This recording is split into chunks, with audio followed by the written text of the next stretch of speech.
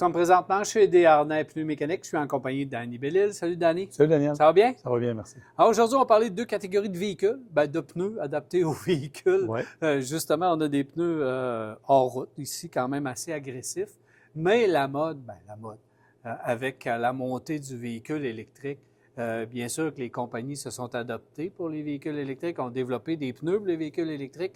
Mais ce marché-là, il est en évolution. Et ça prend une drôle de tendance. Ouais. Et en changement. On pourrait dire évolution et changement. Juste à titre d'exemple, v'là quelques années, pas v'là si longtemps, les compagnies se tournaient avec des appellations pour les véhicules électriques. Exemple, les Nokian de ce monde avec le Hakkapeliitta R5 EV, adapté pour les véhicules électriques, composé de semelles différents, différentes petites technologies à l'intérieur. Michelin, eux, ont toujours gardé la ligne dure en disant « Nous, on va fabriquer des pneus qui vont s'adapter autant pour les véhicules électriques que les véhicules à gaz, les véhicules standards, en travaillant sur notre composé de semelles, sur notre fabrication. » Sincèrement, Daniel, j'avais un doute. Je suis obligé de te dire, ça fait plusieurs années que je suis dans l'industrie, puis je me disais, il me semble que l'appellation EV va prendre plus de place. Et étrangement, le marché semble vouloir se diriger vers la tendance Michelin. On veut se tasser un peu de l'appellation EV. Exactement. Électrique. Peut-être pourquoi? Pour ne pas avoir le même pneu, mais en EV puis en régulier. Effectivement, on peut appeler ça la Powerline, d'avoir une ligne qui est plus facile à travailler. Ouais. Mais l'autre chose, c'est qu'il y a de plus en plus de véhicules électriques, de types de véhicules électriques et de différentes grandeurs pour les véhicules électriques. Tu sais, avant, avec 3-4 grandeurs, on arrivait à couvrir un très grand segment de marché des véhicules électriques. Maintenant, c'est un peu plus compliqué.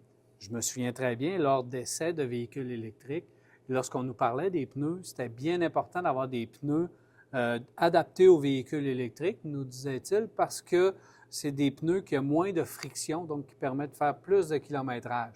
Ça, la friction, on semble moins en parler. Je ne suis pas tout à fait d'accord, mais je vais t'expliquer pourquoi. Okay. On en a parlé dans une chronique précédente avec les composés, la façon de fabriquer de Bridgestone, qui parle beaucoup du Enlighten, leur fabrication un peu spéciale, travaille énormément sur la résistance au roulement, sur l'environnement, sur la durabilité du produit.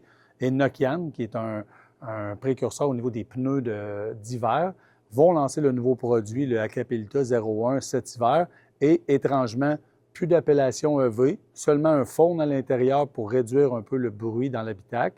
Mais on prend tout ça en considération. Tout est en considération. Puis Nokian ont un peu le même thinking ou le même discours en disant on a adapté notre construction, on a adapté notre caoutchouc pour être capable de répondre aux véhicules électriques. Mais il y a quelques pneus adaptés pour le véhicule électrique que tu veux nous parler. Oui, exactement, parce qu'il y a des compagnies qui gardent cette ligne-là. Ici, à ta droite, on va avoir la compagnie Ceylon. Puis la raison pourquoi j'ai décidé de parler un peu plus de ce produit-là, c'est que c'est le seul produit en entrée de gamme qui est vraiment adapté pour les véhicules électriques, qui s'appelle le E-Range EV. C'est le fun d'en parler parce que les gens qui ne roulent pas beaucoup avec les véhicules électriques, qui ne font pas beaucoup de millage, les pneus, c'est cher. C'est souvent des profils bas. On arrive avec un produit comme ça, avec une belle construction, beaucoup d'évacuation, belle douceur de roulement. Puis le prix du produit est vraiment alléchant. Donc, c'est un produit à considérer. C'est sûr que si vous roulez 25-30 000 km par année, c'est peut-être pas le premier choix que j'offrirais. Mais pour les gens à faible millage, oui, très, très bon produit. On en a d'autres catégories aussi, d'autres produits, d'autres fabricants comme Yokohama, qui ont un Advance Sport AS+ EV, adapté pour les véhicules électriques, composé de semelles un peu plus rigides, donc meilleure résistance à l'usure, plus faible résistance au roulement aussi. Il y a des produits comme ça, mais la tendance du marché s'en va avec les produits qui peuvent combler ou répondre à tous les besoins.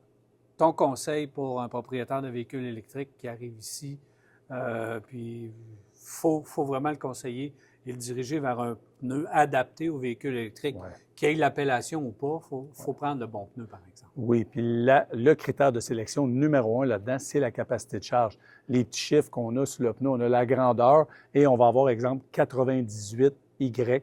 Le fameux chiffre en avant de la lettre est ultra important parce que si on met une capacité de charge plus basse que ce qui est recommandé par le fabricant, c'est un peu comme si on roulait en sous-pression. Il manque de l'air dans le pneu.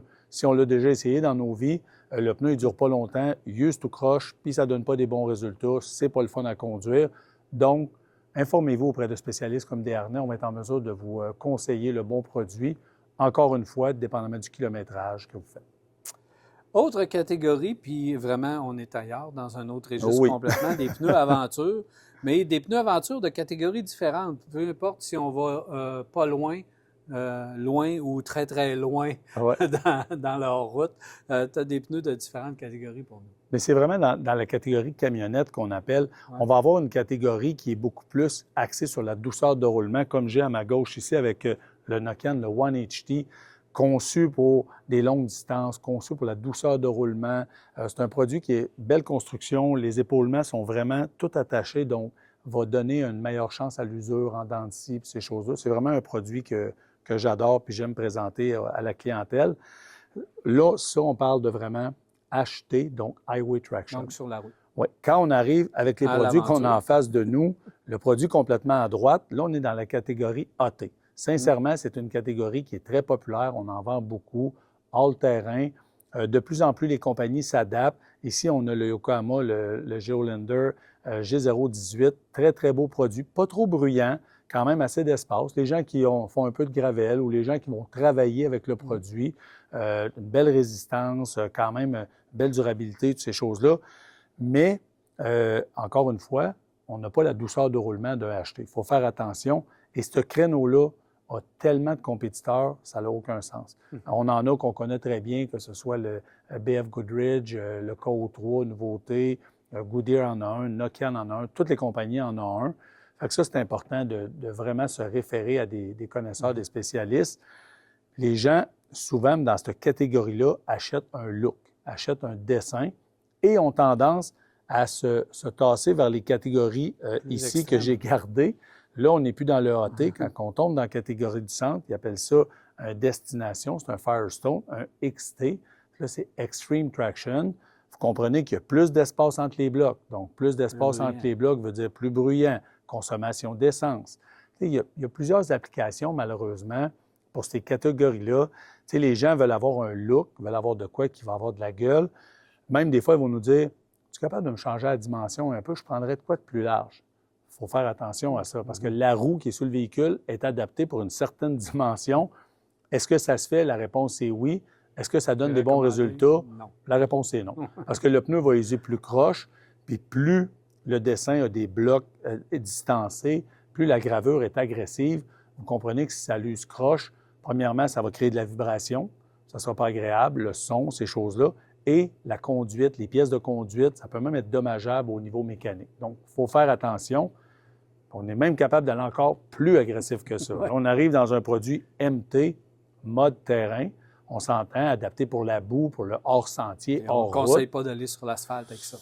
Malheureusement, on en voit, mais on les voit, mais on les entend surtout, ces pneus-là, parce que de rouler ça sur une chaussée asphaltée, chaude, on s'entend que dissipation de chaleur avec des produits comme ça, l'épaisseur de la carcasse garde la chaleur. Donc, ce que ça fait, c'est que si les gens font de très longues distances avec ça, ça ne donnera pas des bons résultats.